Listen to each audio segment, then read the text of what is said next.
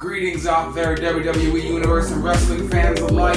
Ben Porter here, and I'm going to do my key points of WWE NXT Vengeance Day 2023. Let's go right into it. Alright, and we have the first match coming out the gate, which is an NXT North American Championship match featuring Wes Lee taking on Dijak. And this match, I think, tore the house down and set the tone for the entire night. Now, this almost reminded me, it did remind me of the NXT matches of old, back in the old TakeOver days. So I really enjoyed the way it was very intense and like real, and the fans were eating it up, and Wes Lee having that underdog David vs. Goliath against Dijak story, which just worked out perfectly. Wes Lee has been showing tremendous growth in his singles action, and I really think that's showcased here nicely more than any other time. And Dijak is just doing what he's supposed to do, just being a big athletic freak of a man, and just going out there and making everything look good and real and intense. And Dijak actually did the flip onto the chair when Wes was on the chair. It looked like it would have taken Wes out for life,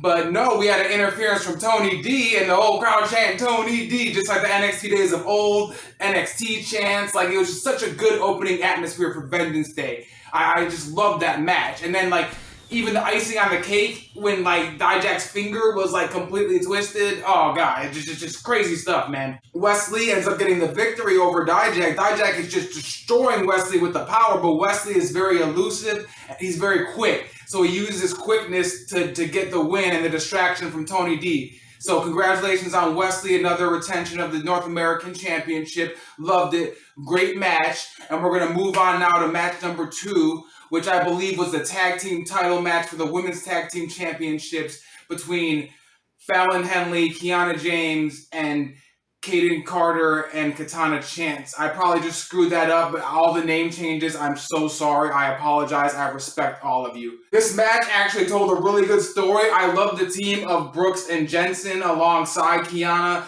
and Fallon. I feel like all four of them, like, they lived together and they grew up together or something, and they just have that family-like atmosphere. I don't know if that's because they really did, or it's just because they're really good on screen. Either way, I just enjoy it. I just feel a sense of fun when they're on screen. And I like the story that they were telling of the fact that Kiana and Fallon are not really on the same page, but they're trying to work to figure it out. And you could almost see the tension as the match goes, like the heel face kind of Sheamus and Cesaro from a long time ago, kind of that type of contrast. I liked it. I think it worked, and it worked enough to give them the tag team championships and the win, so it must have worked. So we have Fallon Henley and Kiana James get a roll-up, but it's not a regular roll-up.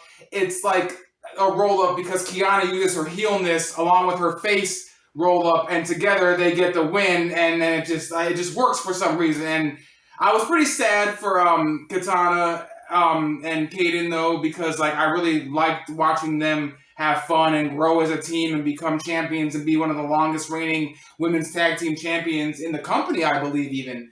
And I just didn't think it was really time to end it now, but hey, I'm not a booker. I just watch this stuff and I love it. So it worked out because I was happy to see the change in the guard and everything. And hopefully they are moving on up to the main roster or something cool for them soon. I don't know. I think Kaden and Katana did a tremendous job. Very athletic moves in the match, by the way. If I left that out, I'm sorry, which I did leave that out. I'm trying to go fast here and not take everybody's time and spend an hour doing this review.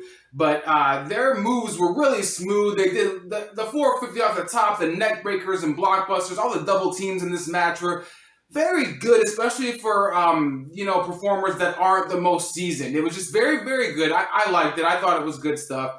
I don't know if it was the match of the night, but it was still a really good, solid match, and the title change capped it off to make it memorable. So I was happy with it. And then we're on to match number 3, which is, let me go by memory, the third match I believe was, one second here. Match 3, which is Carmelo Hayes with Trick Williams taking on Apollo Crews. Now, this match was a 2 out of 3 falls match, and like I loved it, especially for it being like an African American 2 out of 3 falls match, because I feel like there's not like a lot of those that have existed. It doesn't really matter. It's not about that, but I just thought it was like original and cool to do that. And I really liked how it was like the old lion, young lion mentality, and Carmelo was like just almost using his athleticism to run circles around Apollo, but Apollo is like super athletic too, so you couldn't do that. So it just ends up being a crazy contrast of very unique styles, and I really like that. And I honestly thought they were going to give one fall to Apollo and one fall to Carmelo and kind of even it out at the end, but no, Carmelo actually gets 2 falls in a row, which I thought was pretty like impressive, especially over Apollo. Like that's pretty impressive. And Carmelo is just like, he's soaking it up, and I think Carmelo is in that spot right now where he could be a main event top player as long as he just keeps on doing what he's doing and doesn't get like booked wrongly or get into like a little bad spot, like kind of Braun Breaker almost is right now. But we'll get to that later. Carmelo is just showcasing his talents in this match. Like, I love the technical prowess that Carmelo has. It reminds me of like a Kurt Angle or like a Chris Jericho. The way he just moves in the ring and he uses his technical prowess and his like spins and everything to make everything work. But then it's really reality based because the way he's really serious about it. I don't know. I really enjoy it. We've come a long way from his debut as Ruthless Aggression style John Cena. If you guys remember that Carmelo when he first came to NXT, like, my gosh, it's just like night and day difference. But actually a surprise interference from Dabba-Kato, which we haven't seen since like WrestleMania season of like years ago. So it's just been a long time, I feel like. This WrestleMania, actually, I think was the last time I saw him in person, but he interferes in the match, and when he interferes in the match, it causes a distraction, and you almost think, it was kind of a little weird to me as a viewer, because I thought that he would even up the score and then Apollo would get a fall, but then no, Carmelo just got both falls, and then Dabba-Kato ends up turning on Apollo, which is the big story I think that they were going for there. So I guess if that's the big story, it makes sense. And then Melo comes out looking like $1 million because he got 2 falls over Apollo. So I can kind of get that and see that. Dabba-Kato embraces Apollo with a big hug like he loves him, and then no, he headbutt and just destroys him. So we'll be seeing a match hopefully between them soon. That'll be pretty cool because nobody really saw that coming. And I kind of like when things come out of nowhere. It's cool. Whatever. I like it. Let's go. On to the next match, which is, I believe, the Fatal 4-Way NXT Tag Team Championship match. I'm doing all this off memory. I don't have any notes. Like, I swear, there's no notes anywhere. I'm just trying to think about this. Okay. So we have the Fatal 4-Way for the NXT Tag Team Championships with Gallus taking on Chase U, taking on New Day, taking on Pretty Deadly. So it's a pretty cool combination here. We got a tag team. Really interesting dynamics we got going on here. And now, I think the big story to me here is like Chase U. Like, I just love Chase U and everything they bring to the table. I love the fact that they have those backstage like segments and they bleep out the words. Like, I don't know, I just really like the vibe of it. It's just very fun. It's like sometimes wrestling just needs to be fun and like nothing else, and that's what I get from Chase U. It's just fun. No matter what they're doing, I have fun when they're out there, and that's a big thing because not everybody can do that. So props to Chase U and Andre Chase and Duke Hudson for doing that. And Thea Hale as well. Like, she just makes it a whole, and her energy just makes it all like better. And they even did a pre-interview before the match where they were outside and they were like in shivering cold, and she's still being all hype, but you could tell she's like shivering, but she's so good at holding her character. Just good stuff. Chase U is good stuff. My daughter loves Chase U because they say cuss words and she thinks that's the funniest thing in the world. So it works. Chase U really does work. I really wanted Chase U to win this match. I didn't mean to go off on a tangent on Chase U, but I'm just Chase U, baby. Anyway. But Gallus too, man. Gallus is technically like rough, brawling brutes. Like, if you want, like, no pun intended, but like, if you want that hardcore, rough, old school style, like, you will like Gallus and the result of this match because they are nothing to play with. I've watched a lot of their matches from NXT UK, and there were sometimes I would watch their matches and I'd be like, these guys are going harder than main roster guys. So we have the match, and we have really good 4-way action here. Superplex off the top from Andre Chase. And then it almost really looks like it hurt the shoulder. He sold it really good. I was questioning whether he did hurt his shoulder. He might have. I don't know. Then we have Gallus putting people through tables, causing chaos on the outside. We got New Day and Coffee doing the trust falls and jumping all over the place and doing really good tag team action. And then Pretty Deadly doing what they do and just absolutely like just lighting the place up with charisma and just fun and just like they're so good at being heels, like I can't really hate them. Like I don't know if that makes sense, but like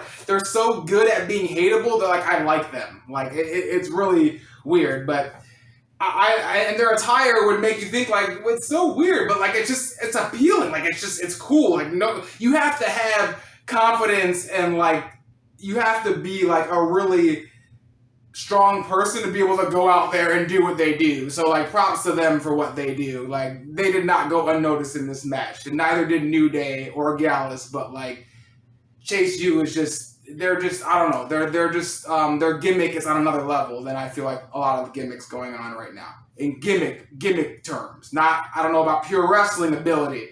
There's lots of debates in there. We have the result of the match end up being the brand new brand new NXT Tag Team Champions being Gallus. So Gallus wins. Congratulations, the NXT Tag Team Championships. Now, hopefully, this breeds a lot of really good purist wrestling, like hardcore contests. I really hope that maybe even JD and Ilya Dragunov will team up and take them on. And it'll be a crazy, really brutal, like really cool match. But anyway, that's just what I'm thinking for the future. Who knows? And on to the next match, which is the NXT Women's Championship, defended by Roxanne Perez against the former Toxic Attraction, which would be Gigi Dolan and JC Jane, who are now split up, but they still kind of are together as the match progresses. We'll see.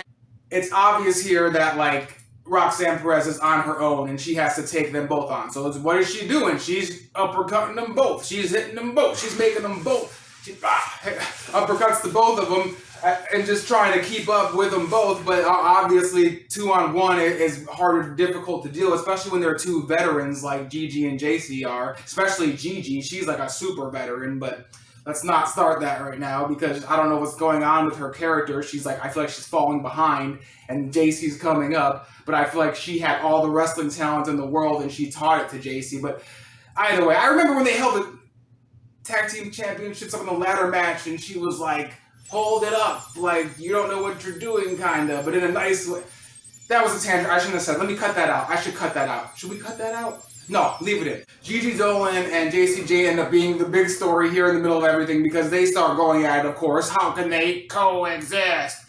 Then we have the distraction, of course, of that. It gives Roxanne the upper hand, and then Roxanne ends up hitting like a crazy, tremendous pop rocks from the top corner into the center of the ring, and JC hits pretty hard after Gigi goes through a table and she's out of commission, and then Roxanne gets the 1, 2, 3, and congratulations, Roxanne, still the NXT Women's Champion, beating JC Jane, who they are just pushing to the moon right now. It seems like they're just like they're doing everything they can to get JC in that Mandy spot, but I mean, I don't know. I see things a certain way, and that's what I see. Maybe I'm wrong. Not that JC isn't living up to Mandy, or she can't live up to Mandy, or she's a clone of Mandy. I'm just saying. It just seems awfully like she's taking and filling that spot, and Gigi is getting left behind a bit. But we'll see where this all goes. I'm just a fan.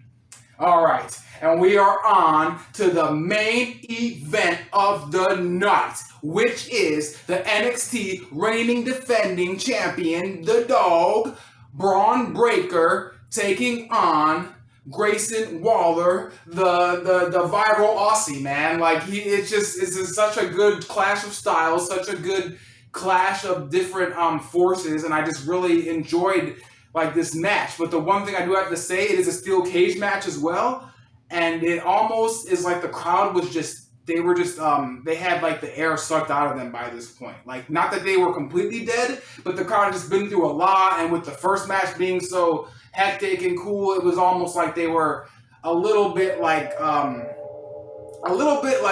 by the end of the night. But they still got it. They still for Braun Breaker, if that's what you do, and it was still a good main event, I believe, and Braun Breaker and Grayson Waller, they still gave their all in the position they were in, and they put on, and, you know, Braun Breaker people say a lot of things about him, but he's very good under pressure, and he seems to be doing very well with what he's given, and he's not given the best gimmick in the world and the best booking in the world. I just have to say that. Like, and even Jinder ends up saying something about it on NXT a couple weeks later about Braun not being what he's supposed to be right now. So lots of weird reality and non-reality of wrestling mixing together here. Like sometimes I get confused on what's real life and what's wrestling. I don't know if anybody else does that, but it gets confusing sometimes because there's a lot of real moments that come into this.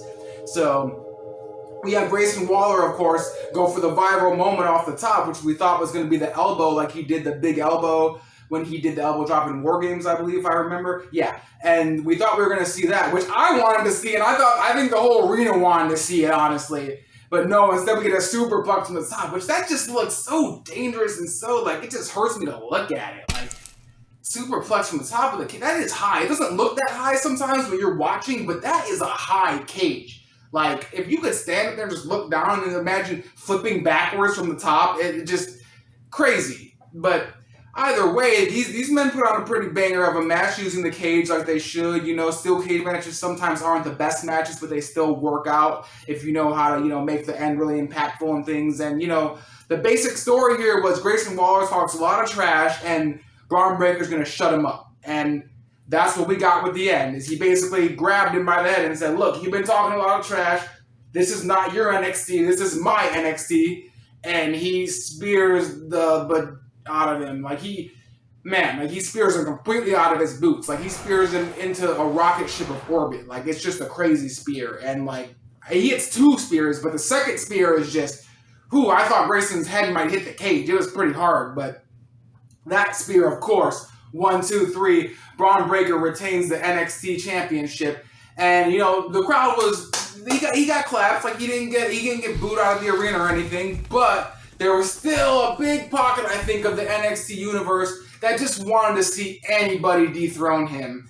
And Grayson Waller, if he would have won the title that night, I believe the place would have went nuts, and it would have been the perfect way to cap off the night and the first pay-per-view or premium live event from another venue that was bigger than the regular NXT venue. Now, that has a lot of parallels to the Elimination Chamber ending there.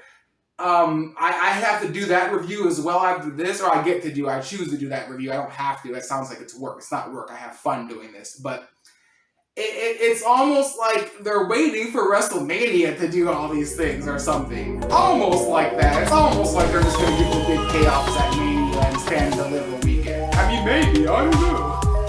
But either way, I'm Ben Porter. I love WWE. I love wrestling. I love talking about it. I love the performers. I love everything about it. It's just lots of fun. Please like and subscribe. I will be on to my next video, which will be Elimination Chamber, so look out for that. Ben Porter, thank you, reviews. I'm out.